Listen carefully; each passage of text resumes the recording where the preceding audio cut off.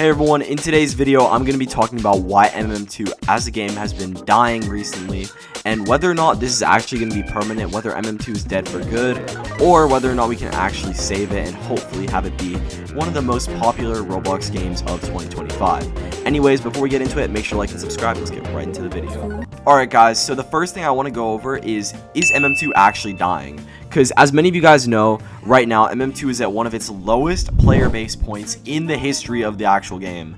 Like if we look at it right now at the time of playing, there's around 90,000 players online, and in the past there's been, I believe in the summer update, the game was averaging around 250 to 300,000 players. So this is just extremely weird to see why the player base is going down to essentially a third of what it used to be at. Like, is this normal? Does this usually happen, or is this something where the game is actually dying? Now, the first point I want to go over is the time of year for MM2. Usually Halloween tends to be one of MM2's lowest points, just because Nicholas doesn't necessarily make the MM2 Halloween updates some of the best ones. He usually fumbles in some particular aspect of the Halloween update. Last year with the 2023 Halloween update, many players got mad due to candies being extremely hard to collect, and that ended up dropping the player base by a lot. And then of course last year there were some Roblox wide difficulties that ended up cutting MM2 player base even further. And of course this year's had its own set of challenges. So have these challenges actually caused the death of MM2? In my opinion, I feel like some of these challenges definitely are killing it as a game, but other ones are definitely just killing it for now and might eventually make it a lot more popular later on. Anyways, without further ado, let's go into some of what these effects and what these changes have actually done and what these changes even are.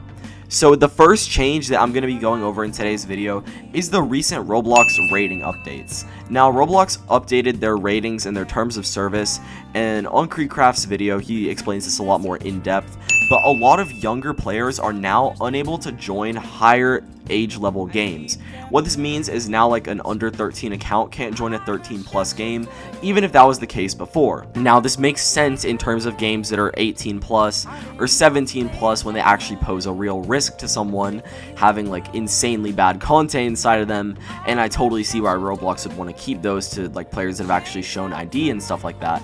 But limiting a game like MM2, which is extremely, or at least relatively, non-violent to 13 plus player bases definitely cuts its player base in half. If we look at some other games that have been impacted by this, a lot of players are now unable to play MM2 than before, and even if you look on TikTok, you can see a lot of players commenting about how much they loved MM2 and how they're unable to play it anymore. Now, this is only the first effect of this year, but there's been a lot of other effects that have caused the player base to die even more, the first of which being the quality of updates. Now, I'd say this year had a very strong start with the summer update. I mean, as you guys know, I used it as a benchmark for some of these other data sets, and the summer update was really good. You know, we got a new box, which is something that we never had in a previous summer update, and just the fact that we got a new map as well, we never had that before in a summer update. Many players were now extremely looking forward to Halloween and what Christmas would have to offer in the upcoming year, just because of how good this summer update actually was. Now, what did this actually mean for the player base, or with these other updates? Now, some of these other updates definitely did not excel to the level that the summer update did. If we look at the Halloween update, it was up until the part 2 that the old maps came into the game. Now, what this meant is that essentially in the part 1 of the Halloween update, none of the old maps were in the MM2 game. Obviously, you couldn't go to something like Manor, you couldn't go to something like Barn, you couldn't go to any of those maps just because they were simply not in the game, and it took Nicholas an extra week to put those in the game. Now, I'm not necessarily saying this is a bad point of the update, more that it shows Nicholas is getting a little bit careless with the updates, especially for getting such a large part as the maps in an update.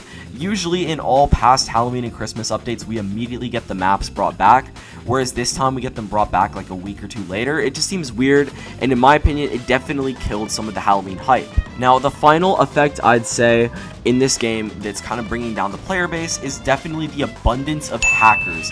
Now, if any of you guys know what I'm talking about, you guys know that there's just so many hackers in the game. This person's asking how I'm so rich.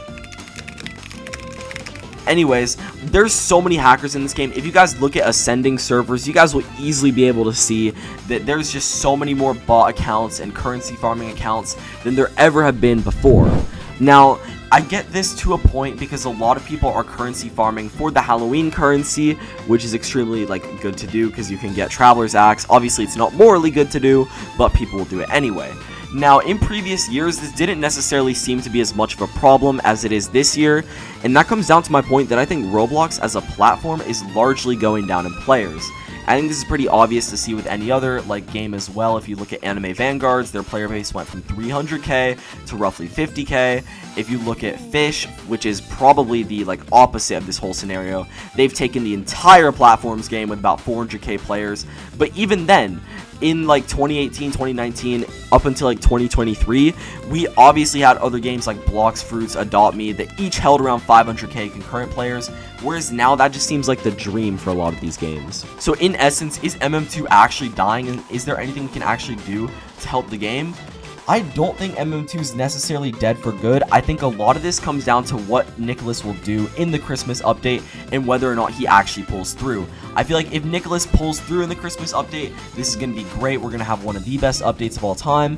And if he fumbles, it could genuinely be over. MM2 could be cooked if he fumbles. But overall, I think there's a good chance that both could happen. I don't necessarily think this is wraps, but I do think we're kind of nearing the end of MM2, or at least nearing its most popular time on the platform. But definitely let me know what you guys think down below, if I missed any important points, or if you guys think any of my data was definitely out of hand or anything like that. Leave a comment below and I'll definitely try to respond to all of them and heart all of them as well. But yeah, thank you guys so much for taking all the time to watch this. I really do appreciate it, and I'll try to have more videos coming out soon on MM2 or on other games in general. But yeah, thank you all so much for watching. It's me, SleepyXD, signing off. Good night, chat.